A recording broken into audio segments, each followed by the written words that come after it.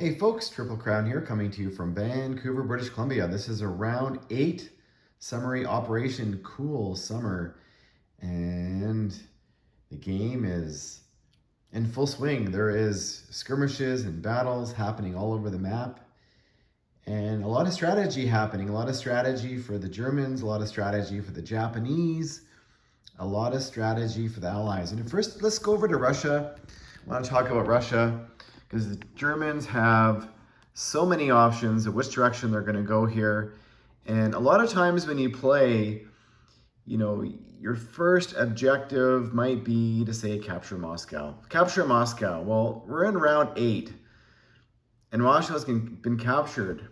But with these new victory objectives, besides the cities, it opens the door to so many possibilities.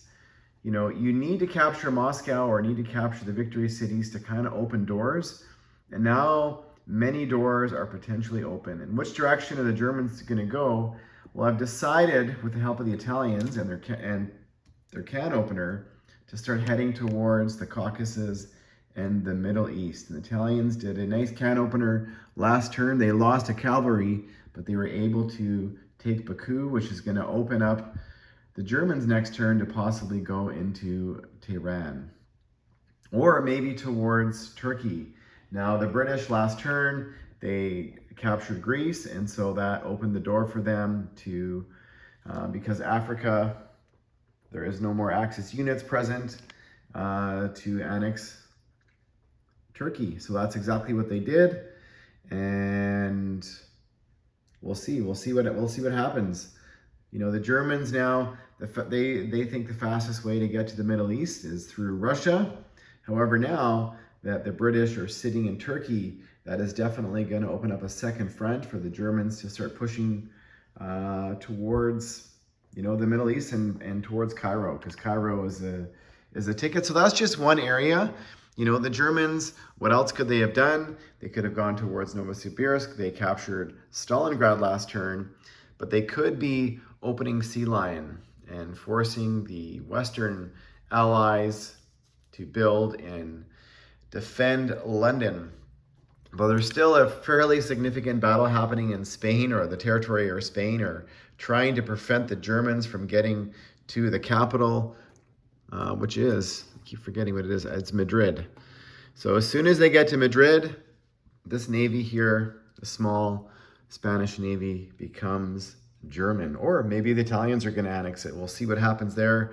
But there's a sizable British, Portuguese, Canadian, British, American fleet there. There's quite a few transports, but there is an American carrier with a couple British Spitfires on it. And over here, we've got a Finnish, Swedish, and German navy starting to form.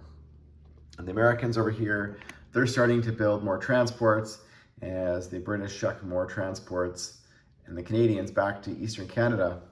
The Americans have gobbled up the entire South America, except for Chile. They've still got to take Chile. So we'll see what they do next turn. The Argentine Navy has escaped. It's getting away. What's going to happen there? That's going to be kind of a fun, interesting battle. The American Navy's just happy sitting there. So that's going to be interesting. And over here, the Japanese now have the forces to capture or go after Novosibirsk next turn. There's currently 22 units there. And next turn, the Japanese can attack with at least 26, maybe 27 units, including their air force. So that is going to be a battle. And as soon as that happens, I just realized the Mongolians are going to turn Russian. Those 6 Mongolians, a couple cavalry there and infantry, are going to break out, and yeah, we'll see what they do. Over here, because the Japanese are headed towards so strongly, such a strong push towards Novosibirsk, they want to knock the Russians out of the game. That should do it for the rest of the game. And so they decided to back away from Calcutta. Is that a mistake? Well, we'll see what happens. As the Japanese still have their sizable stack of infantry sitting there, but they backed out for the time being.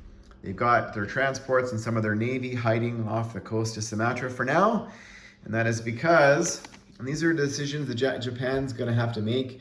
They want to preserve their money islands, preserve their wealth, as they're being squeezed from the FEC, they're being squeezed from ANZAC, they're being squeezed by the Americans and the Russians, and if the Canadians, maybe they want in the action too, because they have a colonial factory in British Columbia that pumped out a transport last turn. So the Japanese, they built 3 naval bases. They built one in Hainan, one in Dutch, what is that territory? This French territory here. French Indochina, and they also built one in Guangxi. So they've got a triple scramble of 9 fighters. So their Navy here is safe. It's safe from the combined attack, or would-be attack, from the ANZAC and the British and this American Navy that's all sitting in the sea zone here. So it's a bit of a standoff, but the ANZAC did use their lone naval transport. However, they did build a couple more to liberate Borneo and Brunei. So starting to dig into the Japanese economy a little bit. And so we'll see what happens there. Japan, for the first time in a while, built a navy. Adding to their navy, they built, I think, 5 submarines. The Americans captured the Marshall Islands with this navy here. I think that's about 5 or 6 transports fully loaded, ready to start maybe next turn. Maybe they could recapture the Philippines. So we'll see what happens there. And the Americans are building destroyers and a couple more transports back home. The Canadians put a transport in the Pacific Ocean, ready to engage in the fight. So we'll see. We'll see what happens here. The fact that the Japanese Navy's here, that's a pretty big threat. Whatever sort of decides to head to the South Pacific now is definitely under threat. So we'll see what happens as the Japanese continue to build ground. They didn't build a lot of ground units in Asia last turn. They built Navy instead. So we'll see what strategy the Japanese use to continue to try and achieve or hold on to as many objectives, victory objectives they can for the remainder of the game.